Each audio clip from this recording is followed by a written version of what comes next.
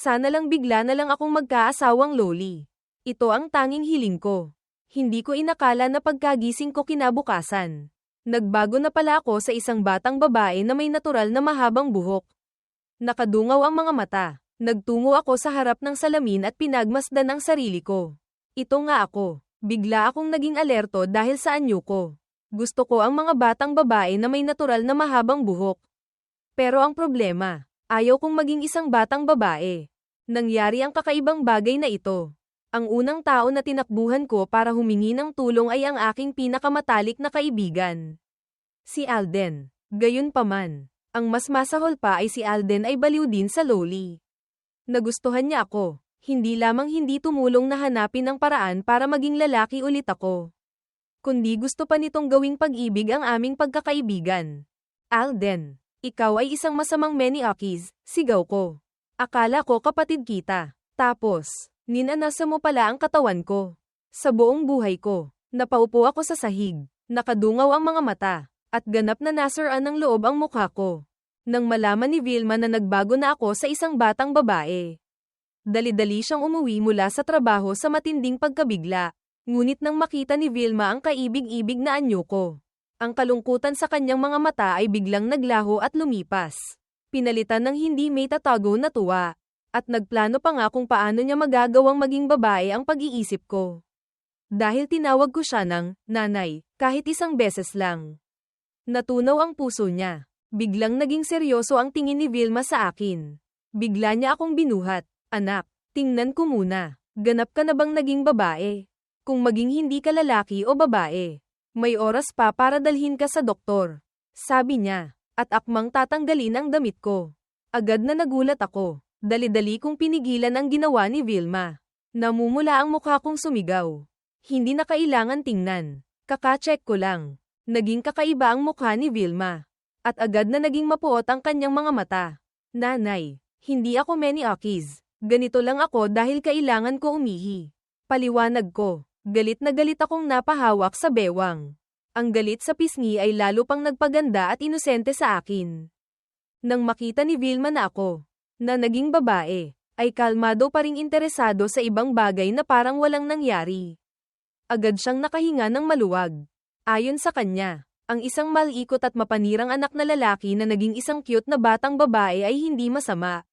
Dahil siya pa rin naman ang kanyang sariling anak. Tinitingnan niya ito na parang expired na ang trial period ng kanyang anak na lalaki. Nang malaman naman ng kapatid kong si Nadine na naging isang batang babae na ako. Nanlaki ang kanyang mga mata. Agad na lumapit at pinisil-pisil ang maliit, mapula, at malambot na mukha ko. Ngunit ngayon, wala nang lakas akong lumaban. Hindi ko kinaya ang pambubuli. Kaya humingi ako ng tulong kay Vilma. Nanay, binubuli ako ng kapatid ko. At hindi ka pa rin umaawat, reklamo ko. Malaki na ang ihi ng lalaki.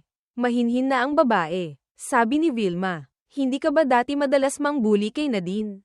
Tiyaga lang, magiging okay din. Tiningnan ko si Vilma na may mukhang punong-puno ng pagkamangha.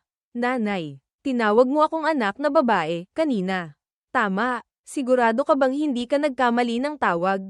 Ah, oo nga pala. Sabi ni Vilma, Baby Loli. Binigyan niya ng diin ang bawat salita. Baby Loli, nang malinaw na malinaw. Hindi ako Baby Loli. Isa akong malakas na lalaki, sigaw ko. Sa isang suntok ko lang. Kaya kung pabagsakin ng isang elepante. Bagaman malakas ang aking mga salita, ang malambot at pambata na boses ko, at ang aking maliit na katawan, ay walang anumang kapani-pani walang lakas. Nakita ni Vilma na nakahiga ako sa likod. Nakabakaka ang mga paa, at biglang naging madilim ang mukha niya. May nakita ka bang babae na nakasaya at nakabakaka ng ganyan? Tanong niya. Hindi ako nagpatalo at sumagot. Pero lalaki ako. Ngayon, babae na ako. Seryosong sinabi ni Vilma. Tingnan mo ang kasalukuyang anyo mo. Ilang araw na lang. Mag-aaral ka na. Sasabihin ko sa iyo. Kailangan mong maging ganap na babae bago pumasok sa paaralan. Alamin ang mga pangunahing bagay tungkol sa mga babae. At matuto mula sa kapatid mo. Mula ngayon, si Nadine ang magiging ate mo. Nagulat ako sa aking kinatatayuan. Lalo akong nakaramdam ng hindi maayos. Bakit kailangan kong maging nakababatang kapatid? Mas matanda ako sa kanya. Kahit ngayon ay naging babae na ako. Ate pa rin niya ako. Reklamo ko. Namumula ang aking mukha sa galit. Ito ang huli kong kaunting dangal bilang isang nakatatandang kapatid. Ngunit walang kahit na anong paggalang sa akin si Vilma. Walang awa siyang nanamaya. Ngayon, isang maliit na bata ka na lang. Kung lalabas ka at sasabihin mong anak ka ni Nadine, baka may maniniwala pa nga. Bukod sa mas matanda ka sa kanya. Ano pa ang mas mahigit ka sa kanya? Kung kailangan mo ng taas, wala kang taas. Wala ka rin kahit na anong dibdib. Medyo wala akong magawa, pero agad na naging madilim ang mukha ko. Para saan pa ang dibdib ng isang lalaki na tulad ko? Bagaman naging babae na ang aking katawan, lalaki pa rin ang aking pag-iisip. Pagkarinig nito, gusto pa rin ni Vilma na maging babae ang pag-iisip ko, pero hindi ito magagawa ng mabilis. Hindi na rin siya nag-aksaya ng oras sa pakikipagtalo sa akin. Matapos bigyan kami ng monthly allowance ni Nadine, bumalik na siya sa trabaho. Bago umalis, hindi niya nakalimutang bigyan ako ng babala, kung hindi pa ako ganap na nagiging isang totoong babae bago magsimula ang klase. Paparusahan ako ng batas ng pamilya. Ngunit hindi pa nagtatagal si Vilma nang marinig ang hiyaw ko sa sala. Tiningnan ng allowance na 10,000 pesos na kakapadala lang ni Vilma. At halos lumaki ang aking mga mata. Ibig sabihin pala, kinonsidera niya akong parang isang pulubi na inaalagaan. Sabi niya, mas malaki lang ng kaunti ang allowance ni Nadine kaysa sa akin. Pero hindi ko inakala na mas malaki ito ng isang numero. Totoo nga pala ang kasabihan na mahirap magpalaki ng anak na lalaki. At mayaman magpalaki ng anak na babae. Mukhang hindi naman pala walang benepisyo ang pagiging babae. Habang nagbubuntong hininga ako, bigla akong niyakap ni Nadine mula sa likuran. Ding dong, pwede ba kitang halikan? Nang marinig ko iyan, napirmi ako. Kahit ngayon ate ka na, handa akong sumunod sa iyo. Pero masyado namang malaki ang hinihingi mo. Magkapatid tayo. Sa isip ko, kuya mo pa rin ako. Ibig sabihin ba nito, may masama kang iniisip sa akin? Oh, ding dong, sabi ni Nadine. Ang cute mo na ngayon. Kahit labag sa batas. At saka, naging babae ka na rin naman. Halikan mo na lang ako kahit isang beses. Nagdadalawang isip pa ako nang makita ko si Nadine na umiiyak. Ding dong, dati, lagi mong sinusunod ang lahat ng gusto ko. Ngayon na naging babae ka na, wala ka nang pakialam sa akin. Nang makita ko si Nadine na umiiyak, bigla akong nablangka ang isip. Huwag umiyak, sabi ko, hahalikan ko na, okay na. Pagkasabi niyan, agad kong hinilikan ang mapula at malambot na pisngi ni Nadine. Agad na sumaya si Nadine. At mas lalong mariin siyang humalik sa mukha ko. Ding dong, ang bait mo talaga sa akin. Pagkasabi niyan, hinailan niya ako sa kanyang kwarto. Nang lumabas ako mula sa kwarto ni Nadine, nahihilo ako hanggang sa hindi ko na makilala ang silangan, kanluran, hilaga, at timog. Marami ring marka ng halik sa aking mukha at leeg. Biglang tumunog ang aking telepono sa bulsa. Kinuha ko ang telepono at nakita ko na galing pala ito kay Alden. Ang kaibigan niyang baliw sa Loli. Nagpadala sa akin si Alden ng mensahe. Nagtatanong kung nakahanap na raw siya ng asawang Loli na may natural na buhok. Ang mensaheng ito ay talagang nagpakaba sa akin. Kung malaman ni Alden na naging isang batang babae na ako ngayon. Hindi maisip ang magiging resulta. Walang lakas akong sumagot. Hindi. Wala. Napagtanto ko na hindi pala maganda ang magkaroon ng asawang Loli na may natural na mahabang buhok. Matapos ang ilang mga palitan ng salita, pinapaalis na niya ng maingat ang aking pinakamatalik na kaibigan.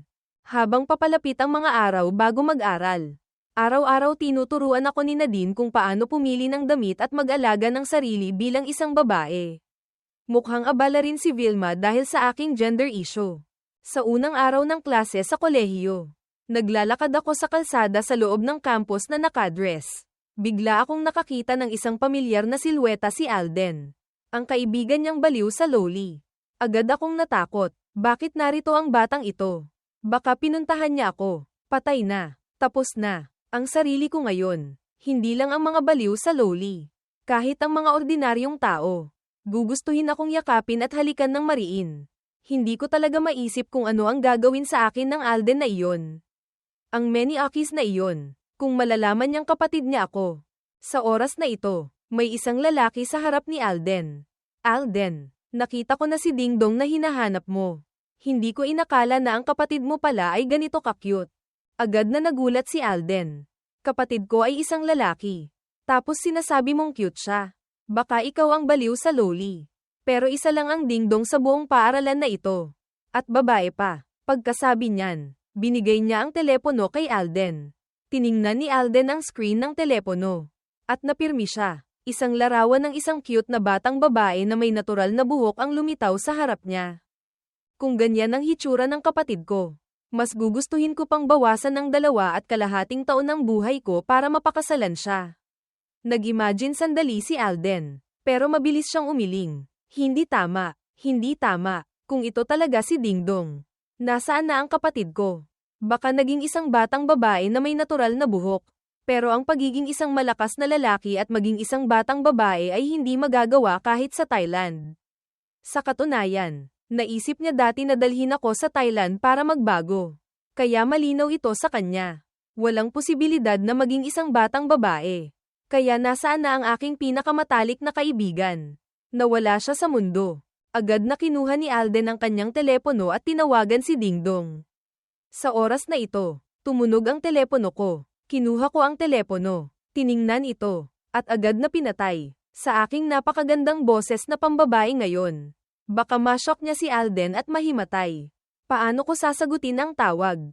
Sa kabilang dako, medyo nagalit si Alden dahil pinatay ko ang tawag. Ang pasaway na ito, pinatay pa ang telepono ng kanyang ninang. Baka kanidnap na siya. Nang makita ang aking pinakamatalik na kaibigan na hindi kalayuan sa akin. Ang kalooban ko ay napuno ng gulo. Paano ko itatago ang katotohanan na naging isang batang babae na ako sa aking pinakamatalik na kaibigan?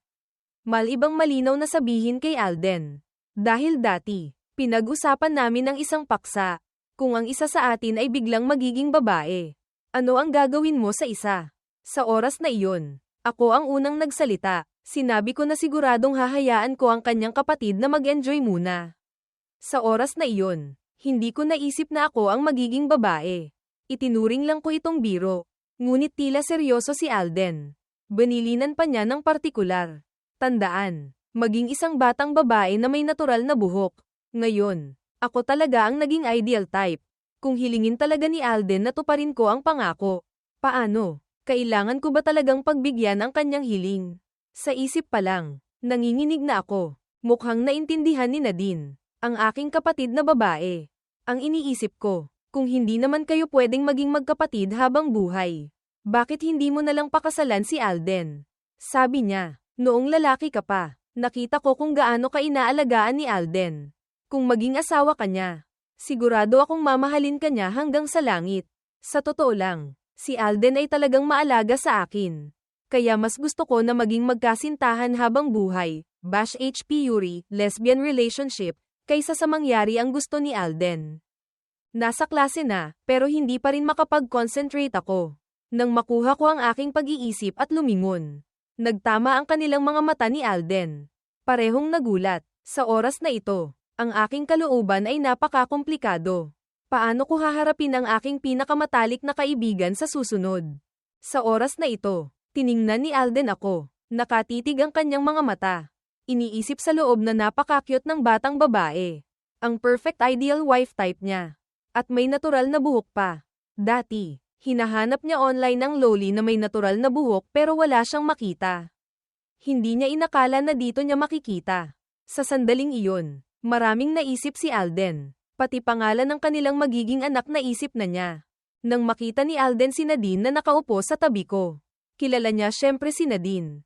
Kaya tinanong niya, Nadine, sino ito? Kilala mo? Agad na naging tense ang kalooban ko. Si Alden ay baliw sa loli. Alam ito ni Nadine. Hindi ako sigurado kung ibubuko niya ako. Paulit-ulit kong pinapakalma ang sarili ko. Gayunpaman, ang hindi ko inakala ay masayang sinabi ni Nadine. Siya si Dingdong. Tiningnan ko ang aking kapatid na babae na may mukhang puno ng pagkamangha. Ano? Sinabi niya talaga, kailangan ba niya akong pahirapan ng ganito? Tiningnan din siya ni Alden na may mukhang puno ng pagkamangha. Ang batang babaeng ito, paano siya maging si Dingdong? Nagbibiro ka ba?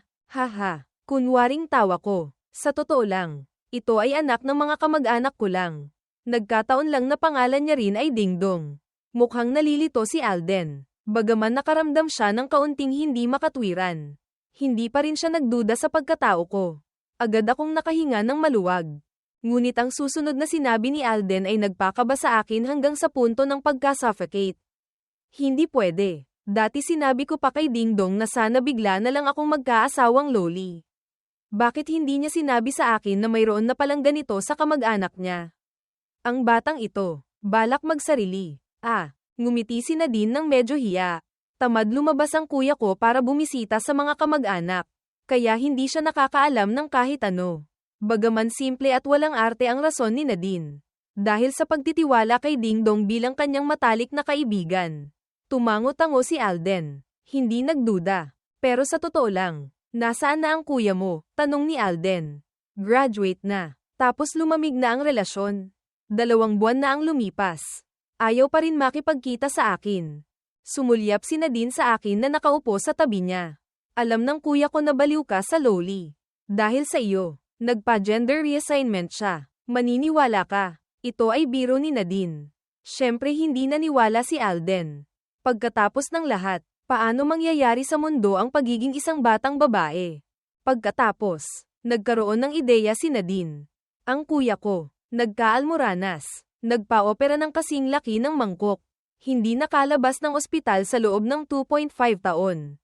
Kaya hindi siya makalabas. Ha ha ha. Tawa ni Alden. Kaya pala. Sinabi ko na nga ba? Paanong ang kuya natin ay magiging tulad ng isang magandang babae? Naghahanap ng dahilan para iwasan ako. Pala ay nahihiya dahil nagkaalmoranas. Ayaw sabihin sa akin. Hindi na kinaya ko ang kanilang usapan. Parang nilalay nila ako. Bagaman gusto ko silang murahin. Sa sitwasyong ito, isang salita pa lang ay maari nang mabuking ako. Kaya, pinili ko ang manahimik. Pagkatapos, umupo na ako sa aking pwesto para maghanda sa klase. Gayunpaman, nang mag-angat ako ng ulo, nakita ko na nakatitig pa rin si Alden sa akin na parang hindi makapaniwala. Napansin din ni Nadine ang kakaibang tingin naming dalawa. Hindi niya maintindihan. Tumawa siya ng bahagya. Mukhang bagay kayong dalawa. Pagkasabi niyan, binuhat ni Nadine ako na may taas na 1.5 metro at inilagay ito sa pwesto na pinakamalapit kay Alden. Sa simula, naramdaman ni Alden na kinikiliti. Malinaw na namula ang kanyang mukha. Dahil sa kalikutan ni Nadine. Wala na ring masabi ako. Ang ganitong tingin ni Alden. Sino ang makakayanan? Pinaupo pa ako ng kapatid niya sa tabi nito. Mas mabuti pang mamatay na lang ako. Ang pag-upo sa tabi ni Alden ay nagbigay sa akin ng panginginig at balahibo sa katawan. Ito pala ang pakiramdam na tinitingnan ng isang Maniokis. Sa labas ay kalmado ako tingnan. Pero sa loob ay matagal nang gumuho. Kaibigan, maawa ka na sa akin. Pakiusap ko sa isip, huwag mo akong tingnan ng ganyan. Kahit ngayon ang tipo ako na gusto mo. Hindi ako papayag. Bitawan mo na ang ideyang iyan. Sayang. Mga salitang ito ay sa isip lang ko masabi. Walang lakas akong umubab sa mesa at magkunwaring patay. Kung pwede lang sana may ibang batang babae na magpakita para ma-distract ang atensyon ni Alden. Sana maganda iyon. Nagbuntong hininga ako at tumingin sa labas ng bintana. Pagkatapos ay narinig ko ang isang pamilyar na boses ng bata. Bakit? Bakit ganyan? Reklamo ng boses. Ako ang nakatatandang kapatid. Bakit kailangan kong magpanggap na nakababatang kapatid? Isang batang babae na may kulay rosas na buhok ang tumakbo papasok sa klase na may mukhang galit. Pagkatapos ay bigla siyang dumiretso at yamakap sa akin. Marahil dahil sa parehas silang uri. Mabilis na naging magkaibigan kami. Ito ay nagpagulat at nagpatitig kay Alden. Ang kaibigan niyang baliw sa loli. Sa isang klase, lumitaw ang dalawang cute na maliliit na batang babae. Bukod pa rito, ang kanilang kagandahan ay sa antas ng anghel. Paano pa magiging tulad ng kulungan ang paaralang ito? Ito ay langit. Sa kasalukuyan, may dalawang baby loli na nakaupo sa tabi. At ang tingin ni Alden ay hindi lumalayo sa kanila. Kinuha pa niya ang kanyang telepono at kumuha ng ilang larawan sa akin. Pagkatapos kumuha ng larawan, agad niyang ibinahagi ang mga larawan sa kanyang matalik na kaibigan na si Ding Dong. Pagkatapos, tumunog ang telepono ko. Buti na lang at hindi napansin ni Alden ang mga detalyeng ito. Naghihintay siya na sagutin ng kanyang matalik na kaibigan ang mensahe. Ngunit kahit mamatay siya, hindi niya aakalain na ang kanyang matalik na kaibigan ay hindi lamang naging isang batang babae, kundi nasa mismong harap niya pa. Medyo nahihirapan ako. Malinaw na nakaupo ako sa harap ng kanyang matalik na kaibigan. Pero kailangan kong magpanggap na hindi ko siya kilala at gamitin ang telepono para makipag-usap. Kakaiba ang pakiramdam na ito. Kumusta? Cute ang baby loli sa klase natin. Di ba? Sayang at hindi ka dumating. Bukod pa doon, ang batang babae na may natural na mahabang buhok na ito ay kamag-anak mo. At mayroon pa ring batang babae na may kulay rosas na buhok. Sumulyap ako kay Alden na namimilog ang mata. Pagkatapos ay binuksan ko ang larawan na ipinadala nito sa akin. Sa larawan, ang sarili ko ay talagang napakaganda. Maliban sa hindi pa develop na dibdib at katawan. Sa ibang aspeto ay perpekto na siyang school beauty. Kaya sumagot ako. Ang cute ng batang babae na may natural na mahabang buhok. Tugon ni Alden. Di ba? Huwag mo na akong agawan. Naisip ko na nga pangalan ng anak namin. Agad na natakot ako sa mensahe ni Alden.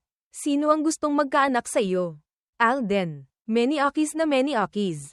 Matapos mag-usap sandali tungkol sa batang babae, binalik ni Alden ang usapan sa tamang direksyon. Sabihin mo na sa akin. Kailan ka ba pupunta sa paaralan? Kung hindi mo linawin, pupuntahan kita sa ospital. Nang makita ko na ganoon ang sinabi ni Alden, dali-dali akong sumagot ng maikli para maipagpaliban. Hindi pa ako nakalabas ng ospital. Pero hindi pa naman ako patay. Ano bang minamadali mo? Hindi ko talaga alam kung ano ang gagawin sa kaibigan na ito. Kahit tumayo ako at sabihin kay Alden na ako ang kapatid nito, sigurado namang hindi siya maniniwala. Sa isang iglap, oras na ng uwian. Hinihila ni Nadine ang kanyang malita patungo sa gate ng paaralan. Medyo nagtataka ako. Saan ka pupunta? Hindi tayo sa dormitoryo. Nagrenta si nanay para sa atin ng bahay sa labas ng paaralan. Sagot ni Nadine. Nabalitaan ko. Kasama rin natin doon ang dalawang babae. Sa oras na iyon, huwag na huwag kang papasok sa kwarto ng iba. Maliwanag. Hindi naman ako many Akis. Sagot ko. Wala naman akong dahilan para pumasok sa kwarto ng iba.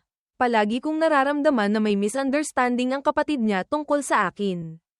Nang marinig iyon, agad na naging madilim ang mukha ni Nadine. Kasama mo pa nga si Alden sa paghahanap ng loli online. Ganoon pa rin. Hindi pa rin sapat na many Akis. Tanong niya, sabihin mo nga sa sarili mo. Ano ba talaga ito? Ngunit ayaw talaga ko ng natural na mahabang buhok. Ang nasa isip ko ay kung paano makatakas ng cute.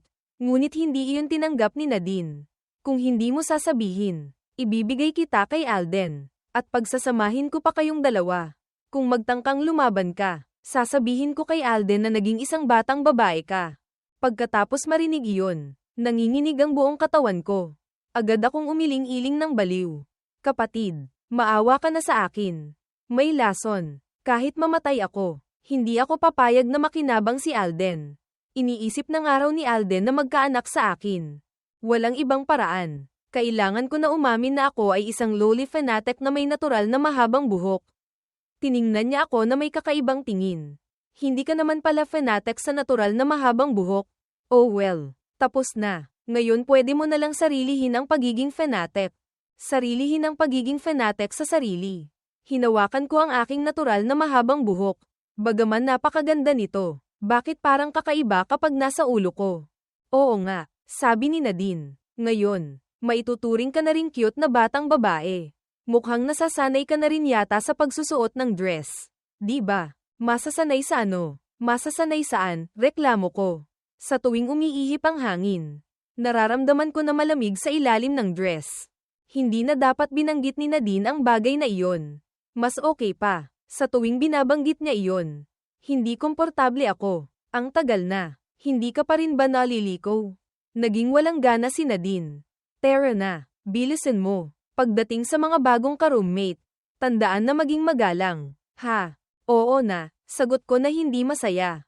Kuya mo ako, Nadine. Bakit mo ako tinuturuan ng ganito? Pagkaraan ng ilang sandali, nakarating na kami sa bahay na inayos ni Vilma. Sa oras na ito, napakasaya ni Vilma. Mga anak ko, hali kayo. Batiin niyo ang inyong magiging ka-roommate. Sana naman maging maganda ang bagong ka-roommate. Ano? Biglang nakaramdam ng kaunting pag-asa ako. Gayunpaman, nang makita ko ang tunay na ka-roommate, agad akong napatulala, dahil sa kagandahan ng kaharap. Ang dalawang babae sa harap ay nagpakita rin ng mukhang gulat. Wow, ang cute ng batang babae, sabi ng isa, at lumapit siya para yakapin ako. Biglang mula sa likuran niya, narinig ang isang sigaw, "Kapatid, huwag mong bulihin ang kaibigan ko." Isang maliit na batang babae na may kulay rosas na buhok ang nakita. Nakatayo at humaharang sa harap ko. Sa oras na iyon, malinaw na nakita ko, pala ito ang batang babae na may kulay rosas na buhok na nakilala ko kaninang umaga. Si Catherine, pala, siya ang bagong ka-roommate namin. Ang kapatid niya pala ay si Julia. Tumango si Julia na may mukhang hiya. Sa loob ko ay nagulat lang ako ng 2.5 segundo. Kahit papaano, nangyari na ang pagiging lalaki at naging batang babae. Ano pang kakaiba kung baliktad ang anyo ng dalawang magkapatid? Nang makita ni Catherine na hindi ako nagulat, lumapit siya sa aking tainga at pabulong na nagpaalala. Ang kapatid ko, si Julia, ay isang girl lover. Ang mga batang babae ay huwag na huwag lalapit sa kanya. Lalo na ang mga tanga at cute na batang babae na tulad mo. Kung hindi, siguradong pipilitin ka niya sa sofa at hahalikan ng baliw. May ganito pa palang benepisyo. Naisip ko, kung ganoon, sa susunod, siguradong susubukan ko. Pagkasabi niyan, tumalon-talon si Catherine pabalik sa kanyang kwarto. Sumunod din si Julia sa ate niya. Nang umalis si Vilma, nahiga ako sa aking maliit na kama na may kontentong pakiramdam. Natanggap muli ng aking telepono ang mensahe mula kay Alden. Ding dong, saang ospital ka? Ngayong araw, wala naman akong ginagawa. Gagamitin ko ang bago kong supercar para sunduin ka at mag-enjoy tayo. Sumagot ako ng inis. Hindi na kailangan. Salamat. Nahihilo ako kapag nakakakita ng supercar. Okay lang. Reply ni Alden. Marami akong supercar sa bahay. Mag-video call tayo. Ipapakita ko sa iyo isa-isa. Siguradong mayroon na hindi ka mahihilo. Nang makita ko ang mensahe na ipinadala ng batang ito, gusto ko na siyang i-block agad. Pero naisip ko na magkapatid naman sila ng 2.5 taon. Hindi ko magawa, kung hindi lang si Alden ang many-akis na baliw sa loli. Baka napilitan na ako na sabihin ang totoo sa kanya. Ngunit sa kasamaang palad, si Alden ay hindi lamang isang many-akis na baliw sa loli, kundi isang kaibigan na baliw sa loli na hindi man lang tinatantanan ang kapatid. Hindi ko maiwasang makaramdam ng konting kaba. Kung talagang liligawan niya ako, paano na? Pasensya na. Talagang kapatid mo ako. Hindi pwede. Hinding-hindi ko hahayaang magustuhan ako ng batang ito. Tumango ako at sa wakas, nakarating ako sa konklusyong ito. Nang makita niyang matagal akong hindi sumasagot sa mensahe, si Alden sa kabilang dako ay nagsimula ng mainip. Magsalita ka naman. Parang awa mo na. Dati naman puro voice message ang pinapadala mo. Bakit ngayon puro text na lang? Nagmadali akong sumagot. Pasensya na. Dumating kasi yung nurse kanina para palitan ng gamot. Bagong opera sa Almoranas. Hindi comfortable ang lalamunan ko. Kaya naging mahina ang boses. Nagtanong ulit si Alden. Kailan ka makakalabas? Mag-inuman tayo. Nang makita ko ang mensaheng ito mula kay Alden, bigla akong nagkaroon ng ideya. Kung gusto kong mapatigil ang batang ito sa panliligaw sa akin, kailangan ko munang subukan kung gaano kalala ang pagkaloli ni Alden.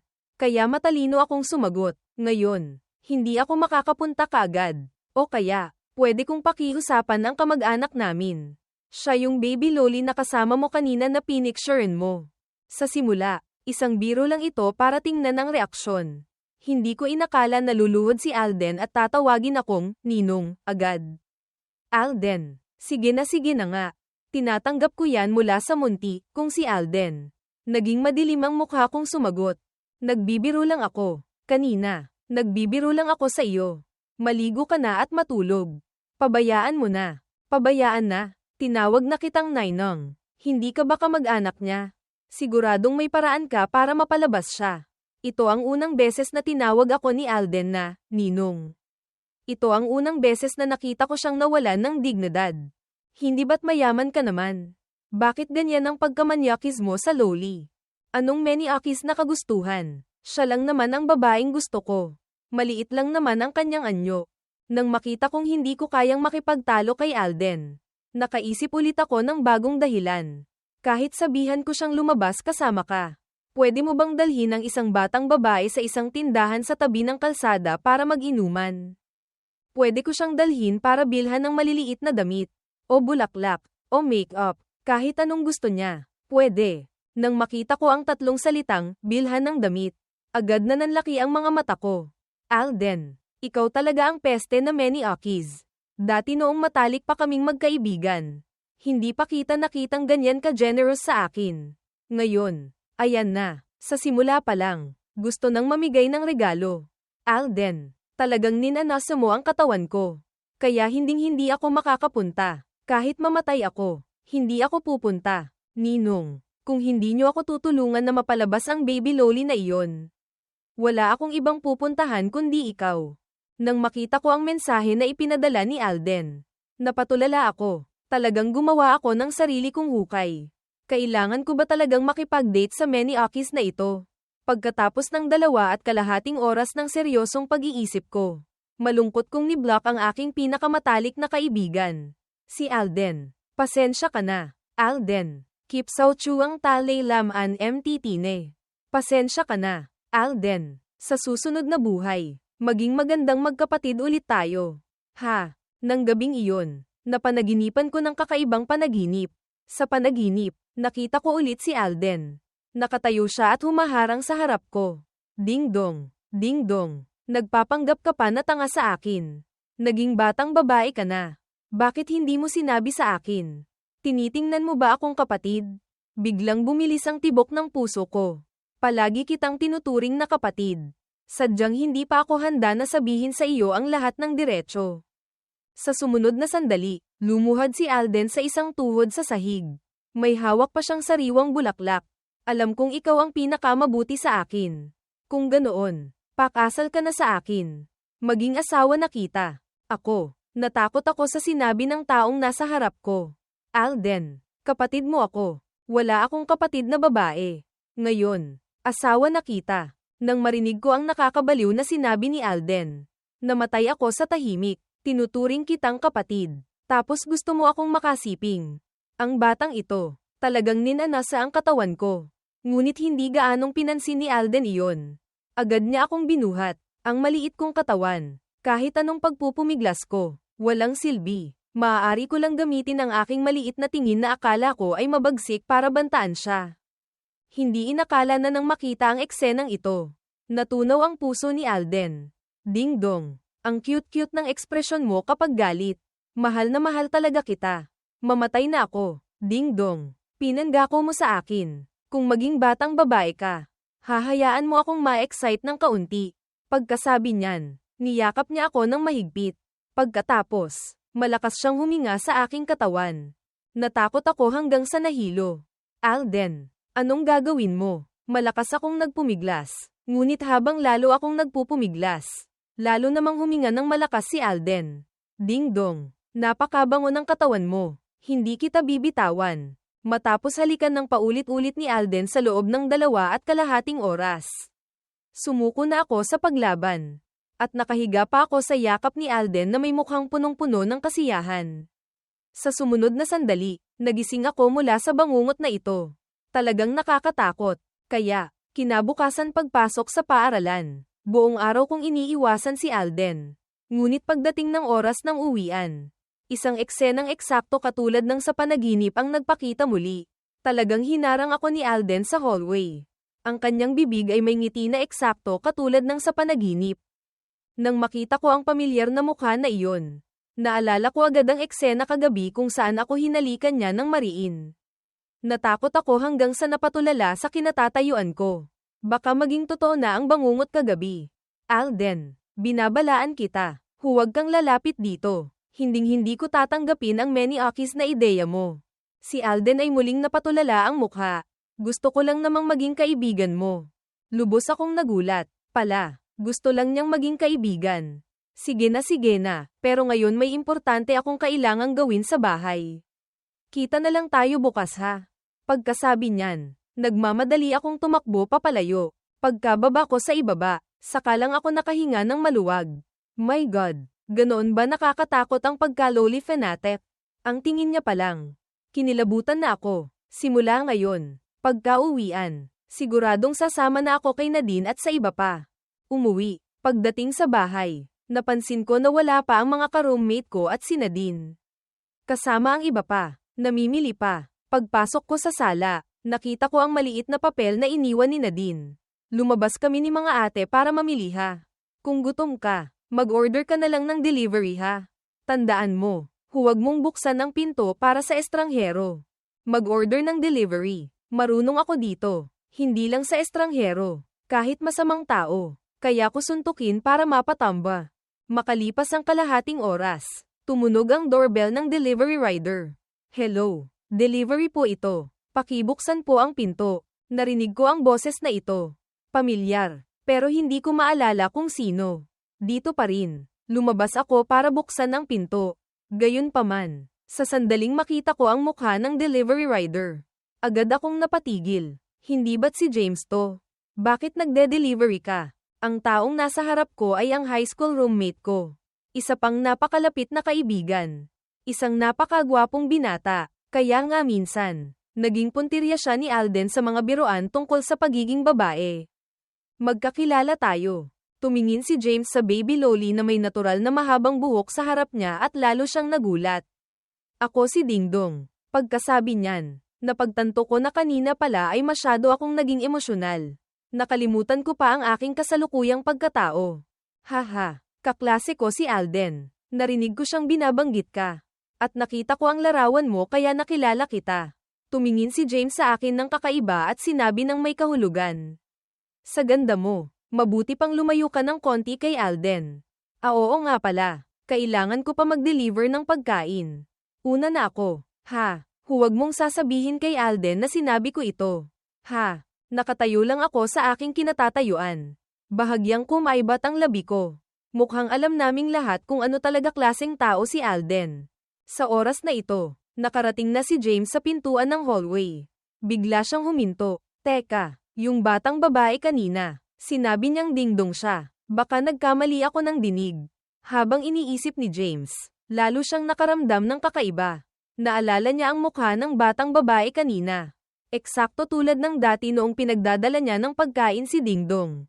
Sige, dapat ko pa ring tanungin si Alden. Naisip iyon ni James at kinuha ang kanyang telepono. Alden, kilala mo ba ang isang batang babae na ang pangalan ay Dingdong? Kilala. Anong meron? Nabalitaan ko. Parang kamag-anak daw siya ni Dingdong. Naniniwala ka ba? Parang kakaiba kasi ang pakiramdam ko dito. Si James ay may napakatalas na pakiramdam. Pakiramdam ko talaga, siya si Dingdong. Baka siya si Dingdong na nagbago. May naalala si James. Bigla siyang nagtanong. Napapansin mo ba na sinasadya tayong iniiwasan ni Dingdong? Sinubukan ni Alden na alalahanin ng kaunti. Parang totoo nga iyon. Pero ang pagiging babae ay hindi masyadong posible. Gusto pa rin ni Alden maniwala na ang batang babaeng iyon ay kamag-anak ni Dingdong. Hehe, sabihin mo nga, baka may posibilidad. Baka nakita ni Dingdong na pagod na ako kaya nagpabago siya sa batang babae para mapasaya ako. Tawa ni James. Alden, many akis na nga. Pati sinasabi mo many akis pa. Hindi ka pa yata gising. Nang marinig ni Alden ang sinabi na ito, napakunot ang kanyang noo. Batang ito, lumilipad ka na ng malayo. Matagal na ba mula noong hindi kita nadidamina? Nakalimutan mo na ba noong sa kama? Umamin ka sa pagkakamali mo at tinawag mo akong daddy. Biglang napatigil si James. Naalala niya ang trahedya ngunit epiko na sandali noon. Siya ang rank 4, kahit si Dingdong na rank 3, madaling siyang madami na.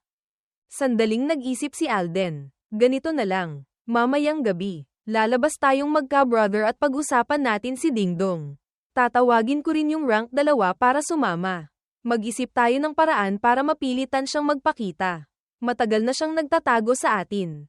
Pagdating ng panahon, magpapalit-palitan tayo sa pagtripan, sa kanya ng husto. Nang patayin ang telepono, nagpadala ulit si Alden ng mensahe sa ibang tao. Tulungan mo akong maghanap ng impormasyon sa ospital tungkol sa isang tao. Sa rank 4 na leader. Kasabay niyan, nakayuko akong sumusunod habang pinapagalitan. Ang nakababatang kapatid kong si Nadine ay nakaupo na nakabakaka. Ang kanyang aura ay nakakatakot. Habang sina Julia at Catherine naman ay nakaupo sa tabi at nagkatinginan na nalilito. Sabihin mo, bakit nakita sa sahig ang papel na binigay ko sa iyo? Sinabi ko sa iyo na huwag mong bubuksan ang pinto para sa estranghero. Hindi mo man lang tinignan sa peephole tapos binuksan mo na. Talagang naiinis ako sa katangahan mo. Mamamatay na ako sa inis. Pero hindi mo naman kaya maabot. Nakayuko akong nagsalita na parang inapi. Bukod pa dyan, yung delivery rider na yun ay ka-roommate ko noon. Kilala namin ang isa't isa kaya binuksan ko ang pinto. Pagkasabi niyan, ang dalawang magkapatid na sina Julia at Catherine na nakaupo sa tabi ay parehong nagpakita ng mukhang puno ng pagkamangha. Hindi ba't lalaki yung delivery rider na iyon?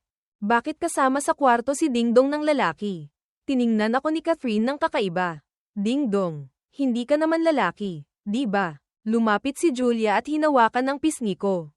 Ang lambot-lambot nito. Hindi naman mukhang lalaki. Bakit bigla na lang kayong natahimik lahat? Tanong ni Catherine. Talaga namang hindi siya lalaki. Di ba?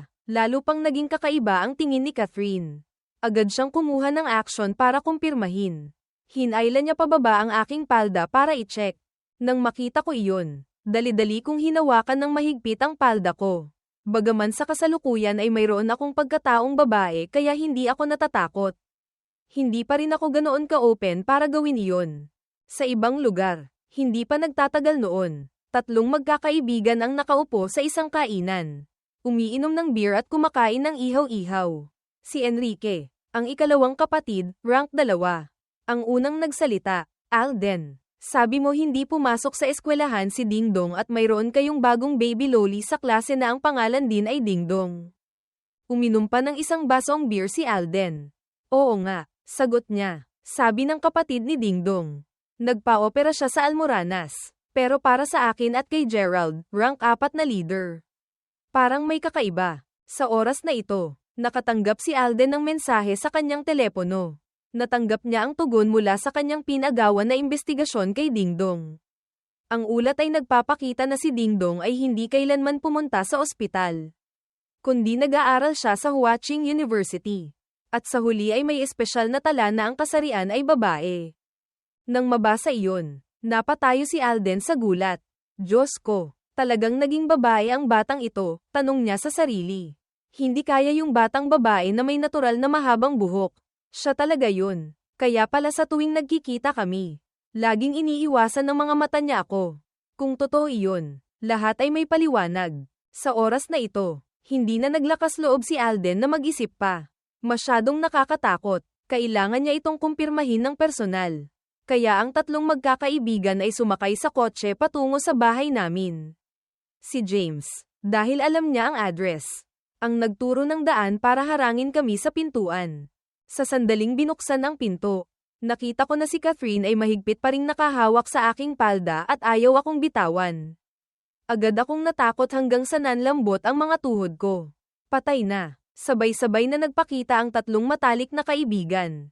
Kung mabubuking ako, pagdiriwang nila ito, at siguradong hindi naligtas ang buhay ko. Nang makita ang sitwasyon, si Nadine ay lumapit sa harap. Hamarang sa akin. Samantalang ako ay nagtago sa likuran ng kapatid ko. Nakaramdam ng kawalan ng pag-asa. Sa huli, hindi pa rin ako makakatakas sa kapahamakang ito. Napasimangot si Alden at lumapit kay Nadine. Pagkatapos ay sumulyap sa cute na batang babae na nakatago sa likuran. Sa isang tingin na iyon, ang seryosong mukha ni Alden ay agad na natunaw. At ang kanyang boses ay naging malumanay. Nadine, ang kuya mo wala talaga sa ospital ng lungsod. Hindi rin siya pumapasok. Saan ba talaga siya nagpunta? At saka, ano itong sinasabi mo? Kamag-anak na ang pangalan ay Ding Dong. Kibot ng kibot ang sulok ng bibig ni Nadine. Hindi lang ordinaryong Almoranas ang kuya ko. Yung pinakamalala, yung may pagdurugo. Siyempre kailangan pumunta sa malaking ospital. Napatulala si Alden. Kaya pala hindi mahanap ang impormasyon niya. Pagkatapos, nagbigay si Alden ng isa pang mapanuksong tanong. Sa listahan ng university, may isang estudyante lang na babae na ang pangalan ay Ding Dong. Paano mo ipapaliwanag ito? Nang marinig iyon, napatulala si Nadine. Hindi niya inakala na ganoon kahanda si Alden. Nauutal siya at hindi makahanap ng rason na isasagot. Dahil ako si Ding Dong. Nagtago ako sa likuran ni Nadine at bumulong ng isang pangungusap. Patay na. Malapit na akong mamatay dahil kay Alden. Hindi ko inakala na sa sandaling ito, si Catherine, ang batang babae na may kulay rosas na buhok, ay biglang lumabas. Itinuro niya ang tatlong kaibigan ni Alden at galit na sinabi, "Kayo, hindi lang kayo pumasok sa lugar ng mga babae. Hinabol niyo pa ang isang batang babae at nagtatanong ng kung ano-ano. Hindi niyo ba nakikita na malapit na siyang umiyak sa takot?" Nakahawak si Catherine sa kanyang bewang. Habang lalo siyang nagsasalita, lalo siyang nagagalit. Pagkasabi niyan, akmang papalayasin na niya ang grupo ni Alden sa bahay. Sa oras na ito, lumabas din si Julia. Nakita niya na parang hindi komportable si Dingdong. Kaya akmang aakayin niya si Dingdong paalis. Sa oras na ito, medyo natataranta si Alden. Ngunit sa harap ni Catherine, ang batang babae na pinakagusto niya, hindi na siya naglakas loob na magsalita pa ng kahit ano. Tanging makatingin na lamang sa likuran ni Dingdong at bumantong hininga sa kawalan ng magawa. Nakita ko ang pagkataranta ng kaibigan ko. Alden, Alden, ang pagka-loli fanatic mo talaga ang pinakamalaking gusto mo. Pero ito rin ang pinakamalaking kahinaan mo. Gayunpaman, sa sandaling nadaanan ko ang pwesto ni na Enrique at Alden, biglang nag-vibrate ang telepono ko. Kinuha ko ang telepono para tingnan. Pagkatapos ay nagangat ako ng ulo at humarap kay Enrique sa harap ko. Nagkatinginan kami ng sandali pagkatapos ay dali-dali akong umiwas ng tingin. Mabilis kong isinilid ang telepono. Kakaiba ang tingin ni Enrique sa akin. Pagkatapos ay tumingin siya sa telepono at tinawagan ang kaibigan niyang si Dingdong. Sino ba talaga ang batang babaeng ito? Bulong ni Enrique sa sarili. Habang lalo siyang nag-iisip, lalo siyang nakakaramdam ng kakaiba. Mukhang may hindi tama sa sitwasyong ito. Mukhang kailangan kong makipag-usap sa kanya sa ibang araw. Pagkaalis sa silid, sumandal si James sa kotse at bumantong hininga. Nakita niyo ba ang ekspresyon ng batang babae kanina? Napatulala si Alden ng bahagya. Wala naman. Bakit? Kanina kasi. Ang atensyon niya ay kay Catherine lang. Bumalik si James at tiningnan si Enrique na may pagdududa. Nag-aalangan si Enrique ng kaunti pagkatapos ay umiling.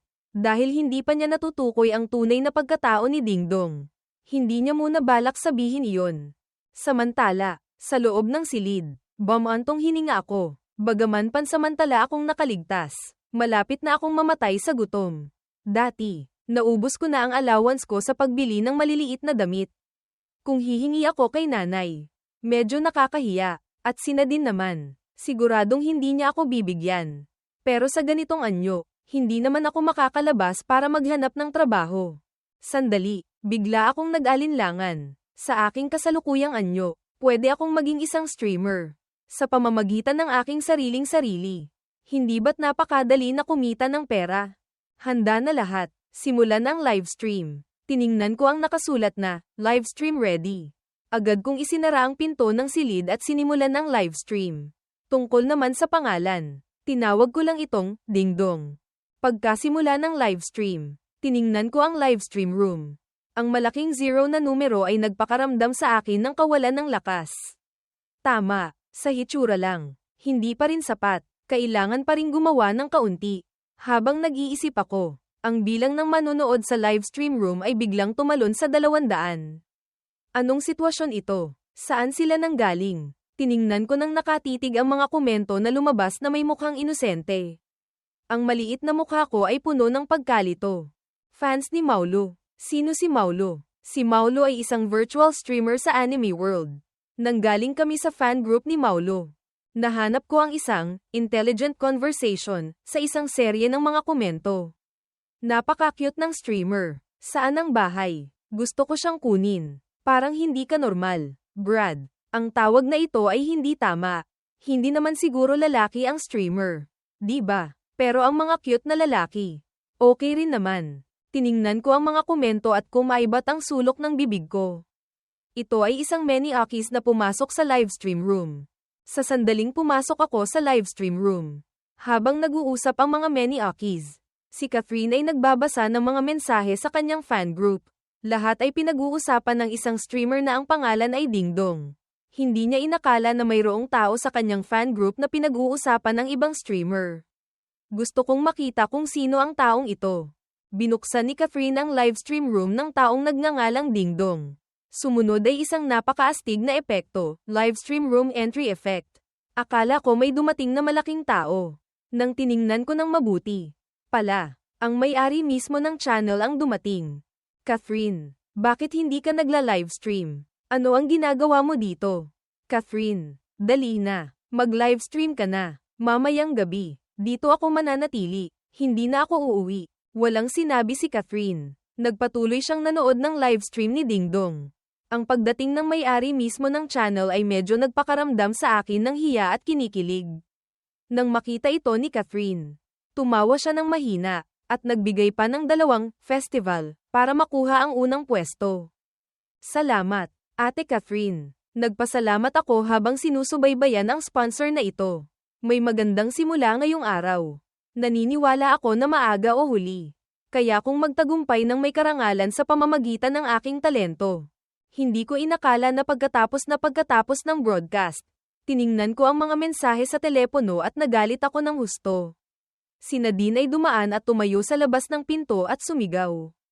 Wala kang magawa. Anong kalokohan ang ginagawa mo sa kwarto? Pinagbabalaan kita ha. Sinabi ni nanay na sabihan kita na mag-ingat sa kalinisan. Baka magkaroon ng mga sakit sa kababaihan. Paano hindi ako magagalit? Naisip ko. Mukhang nabuking na ang pagkatao ko. Hindi ko pinansin ang kapatid ko. Nagpatuloy akong nagagalit mag-isa sa kama. Tiningnan ni Nadine ang batang babae na nagwawala sa kama. Ang ganda-ganda ng anyo mo. Sayang lang para sa iyo. Ipagpapatuloy ko na ang salin mula doon. Ang ganda-ganda ng anyo mo. Sayang lang para sa iyo. Sabi ni Nadine. Ganyan ang pakiramdam ko, para bang tinitingnan ko ang isang napakagandang dilag. Pero sa huli, ang dilag pala ay isang tanga. Hindi pa rin mapakali ang kalooban ko. Hindi ko maintindihan kung bakit ganito. Pero nang makita ko lang si Enrique, sinabi niya agad na alam niya na. At hindi ko na raw kailangan magtago. Ang kaibigan ko, nagkaroon ng heavenly eye, paningin mula sa langit. Naisip ko, paano niya talaga nalaman? Hindi ako makaisip ng lohikal na paliwanag. Kung ganoon, anong plano mo? Tanong ni Nadine. Hindi mo naman sinabi ng direkta. Di ba? Pagdating sa puntong ito, medyo nahihiya ako. Sinabi niya raw na itatago niya ang sikreto para sa akin. Sigurado siyang sinabi niya iyon. Sigurado dapat may tunay na ebidensya kaya niya sinabi iyon. Hinawakan ni Nadine ang telepono ko. Binuklat ang kasaysayan ng pag-uusap. Bahagyang kumunat ang kanyang kilay. Bakit parang pakiramdam ko niloloko ka ng matalik mong kaibigan? Hindi pwede. Sabi ko. Magkalapit kami ng kaibigan. Sigurado namang hindi siya gagawa ng ganyan.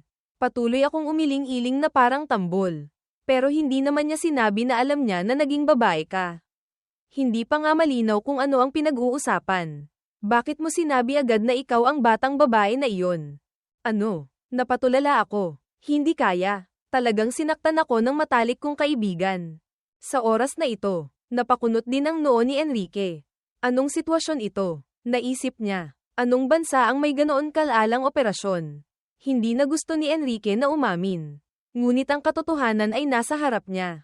Kahit pa ilang libong milya ang layo, kailangan niya itong paniwalaan. Bahagyang nanginginig ang kamay ni Enrique habang nagtatype. Kung ganoon, magpadala ka sa akin ng voice message para pakinggan ko.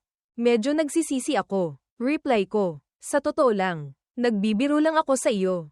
Hindi ka talaga naniniwala. Di ba? Nang makita ni Enrique ang mensaheng ito, lalo siyang naging sigurado. Wala ka nang kailangan pang sabihin. Ngayong Sabado, magkikita tayo para mag-usap ng direkta. Nang makita kong ganoon kay tigas si Enrique, naintindihan ko rin na nabigo ako laban sa kaibigan ko. Ang kapatid ko naman, nagbibiro pa rin sa tabi. Kung ganoon, enjoy ka sa date mo ngayong Sabado ha, sabi ni Nadine. Date? Anong date? Reklamo ko. Anong gagawin ko ngayong Sabado? Sino ang makakaintindi? Naging babae na ako tapos makikipagkita pa sa matalik mong kaibigan. Anong klaseng pakiramdam ito kapag magkikita kayo? Sa oras na ito, narinig ang tunog ng pagbukas ng pinto mula sa sala. Ang boses ni Julia ay narinig mula sa sala. Hindi nakalak ang pinto. Siguro nasa bahay na silang dalawa. Si Nadine at ako ay lumakad papunta sa sala. Nakita lang namin na ang pinto ng silid ni Catherine ay sarado. At si Julia ay nakatayo sa sala na may mukhang walang magawa. Anong nangyayari? Sa sandaling nakita ko ang atmosphere na ito. Alam ko na may hindi tama. Sumulyap si Julia sa saradong pinto ng silid ng kanyang ate. May kaunting kaba sa kanyang mga mata. Ding dong, pwede mo ba akong tulungan? Tatanawin ko yung utang na loob. Sa susunod, kahit anong sabihin mo, papayag ako. Commendat si Julia, na hindi bagay sa kanyang cold na imahe. Ganito kasi, simula nang tiningnan ng ate ko ang telepono niya kanina. Medyo hindi na maganda ang pakiramdam niya. Gusto kong tulungan mo akong suyuin siya para maayos ko ito. Tumango ako. Kung hindi ako ang pupunta sa impyerno, sino ang pupunta? Bukod pa rito, maaari akong makatulong sa napakagandang si Julia. Sa isip pa lang, kinilig na ako. Maaasahan ka. Kumunat ang kilay ni Julia. Kung ganoon, salamat sa pagtulong mo. Sa susunod, kung may hiling ka, sabihin mo lang ha. Ngumiti si Julia ng mahina. Bago siya umalis, yumuko pa siya at hinalikan ng marahan ang pisngi ko. Agad akong naging tense hanggang sa hindi ako makahinga. Hindi ko inakala na ang unang beses na mahawakan ko ang katawan ng isang babae ay dahil sa bagong anyo ko. Pabayaan na, naisip ko. Ang mahalaga ngayon ay suyuin ang batang babae na iyon. Hindi ko rin alam kung bakit siya nagalit. Sumulyap ako sa saradong pinto ng silid ni Catherine. Mukhang medyo mahirap suyuin ang batang iyon. Paano siya susuyuin ay isang malaking problema pa rin. Pero bata naman siya. Sigurado namang mahilig kumain. Di ba? Kung ganoon, gagamitin ko ang food tactic. Nagpa siya akong lumabas at pumunta sa supermarket. Ngunit pagkalabas ko lang ng pinto, nagsisi ako. Supermarket. Buong hapon akong naglakad pero wala akong nakitang supermarket. Naligaw pa ako. Nakatingin sa paligid. Nalilito ako. Hindi maintindihan. Tawagan na lang ang kapatid ko. Naisip ko. Kahit ayaw kong abalahin ang kapatid ko. Wala na talaga akong ibang paraan. Lugar na hindi ko alam. Kung sakaling makakasalubong ako ng many akis sa hating gabi. Hindi maganda. Sa sandaling konektado ang telepono. Narinig ko na agad ang mapanuksong boses ng kapatid ko. Sino kaya ito? Hindi ba't ang pinakamahal kong kuya? Bakit bigla kang tumawag? Sanay na ako kaya hindi ko gaanong pinansin. Naligaw ako. Sunduin mo ako. Sa oras na ito, may hawak akong supot na puno ng pagkain at nakatayo sa harap ng supermarket. Simula nang talagang maging isang batang babae. Mas lalo kong naramdaman kung ano ang ibig sabihin ng walang lakas. Totoo pala, mas mataas pa sa akin ang mga estante. Ang pinakamataas na parte, hindi ko maabot, kung hindi ko lang nakasalubong ang isang mabait na ate. Siguro hindi ko nabili ang gusto ko ngayon. Hindi ka pa umuuwi. Isang pamilyar na boses ang narinig mula sa likuran ko. Bago pa ako makalingon, naramdaman ko na ang mabangong pabango na pumasok sa ilong ko. Diretso sa ilong ko. Ang liit-liit mo. Nakatayo dito. Hindi ka ba natatakot na sipin ka ng mga tao? O kaya, sumama ka na sa bahay ko? Hindi pwede. Hindi pwede. Nagmadali akong nagpaliwanag. Naghihintay ako sa isang tao. Darating na yung ate ko para sunduin ako. Nang marinig iyon, tumayo sa tabi ko ang babae at ayaw umalis. Kung ganoon, tatayo ako dito sandali, para maiwasan na may masamang tao na kumuha sa iyo. Sa paghihintay ng halos 10 minuto, dumating na si Nadine, at agad niyang nakita ang kapansin-pansing puting buhok. Dumating na ang ate mo. Sabi ng babae sa tabi ko na nakangiti. Pagkatapos ay sumakay siya sa isang pink na sport car at bumalik sa sala. Tiningnan ko ang saradong pinto ng silid ni Catherine. Nakaramdam ng pagka-awkward. Paano ko siya tatawagin para lumabas? Ano ang ginagawa mo sa harap ng pinto ko? Sa oras na ito, biglang bumukas ang pinto. Nakahawak si Catherine sa kanyang bewang. At nakatingin sa akin na may mukhang galit. May dala akong supot ng pagkain at nakatayo ng nakatunganga. Sabi ng kaibigan mo, hindi maganda ang pakiramdam mo. Hayaan mo akong suyuin ka. Ako ang ate, sabi ni Catherine. Nang marinig iyon, mas lalong sumimangot ang mukha ni Catherine. At tumapak siya sa sahig habang nagsasalita. Nang makita ko ang ekspresyon ni Catherine, kumaibat ang sulok ng bibig ko. Dito ako para suyuin siya. Pero bakit parang lalong lumala ang pakiramdam niya? Naisip ko, nang makita kong akmang isasara ni Catherine ang pinto. Agad kong hinawakan ang pinto. Isang paa ko ay nakasabit sa siwang. Huwag mo muna isara. Sadya kong binili yan na merienda para sa iyo. Hindi ko kailangan, sabi ni Catherine. Kung gusto mo talagang sumaya ako, lumayo ka sa akin. Pagkasabi niyan, tinulak ako ni Catherine. Pagkatapos ay, boom, ang tunog. Sumara ang pinto. Inangat ko ang kamay ko at tiningnan ang sarili ko. Ang katawan na ito, napakahina talaga. Hindi kaya. Naitulak ako ng isang batang babae. Mukhang kailangan pa itong pag-isipan ng matagal. Kinabukasan, nagising ako dahil ginulo ako ni Nadine. Bilisan mo, gumising ka na. Pupunta tayo sa airport para sunduin si tatay. Sunduin si tatay. Umuwi na si tatay. Pero hindi ba't may klase tayo ngayon? Nang marinig iyon, agad akong umupo, ngunit mabilis na may lumabas na pagdududa sa mga mata ko. Umuwi na si tatay. Hindi ko alam kung may dala siyang regalo. Pero bakit parang pakiramdam ko may hindi tama? Humikab ako. Pagkatapos ay nagpalit ng damit at kinuha ang dress. Tumayo akong nakatunganga, nakaramdam pa rin ng hindi maayos. Kung makikita ako ni tatay ng ganito, baka bugbugin niya ako hanggang sa mamatay. Dahil sa takot na maging overreact si tatay. Ang pagiging babae ko ay laging itinago sa kanya.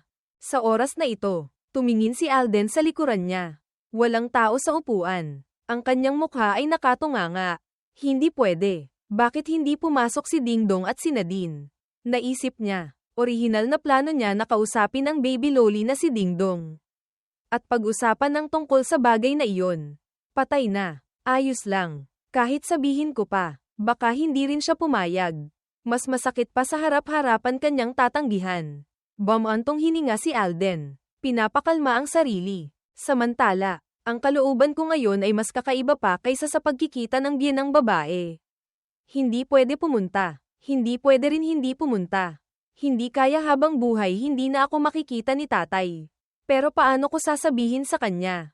Ang nag-iisang anak na lalaki ay naging anak na babae. Baka hindi na niya ako tanggapin. Ngayon, sobrang tense ang kalooban ko. Kung hindi ko ito magawang maayos, baka palayasin ako sa bahay. Okay lang, sabi ni Nadine. Tutulungan kitang magpaliwanag. Maniniwala si tatay. Huwag kang mag-alala. Oo nga pala. Mamaya, gusto mo bang biruin si tatay? Hindi ako pupunta doon muna. Sabi ko, mamaya pag-uwi ni tatay, subukan mong yakapin siya at tawagin siyang tatay. Tingnan mo kung anong reaksyon niya. Tumanggi ako. Nakakahiya naman gawin iyan. Pagkatapos nito, bibigyan kita ng 200 pesos. Sabi ni Nadine. Sige, sagot ko. Hindi basta-basta luluhod ang anak na lalaki. Sabi ko sa sarili ko. Ngayon na ang oras para gawin ito. Mamaya, kukunin ni Nadine ang banner na may nakasulat na pangalan ni tatay, paalala ko. Tandaan mo, kailangan mong yakapin siya. Huwag mong kalimutan. Hawak ko ang banner. Ang maliit kong katawan ay halos hindi makita sa dami ng tao. Hindi ko alam kung gaano katagal. Nakita kong dumaan sa harap ko si tatay. Nakaramdam ako ng kawalan ng magawa. Ngunit ito rin ay nasa hula ko. Tatay, saan ka pupunta? Diretso akong tumawag. Napatigil si Joey sa kanyang kinatatayuan. Tumingin sa paligid. At sa huli ay itinuro ang sarili niya na medyo nalilito.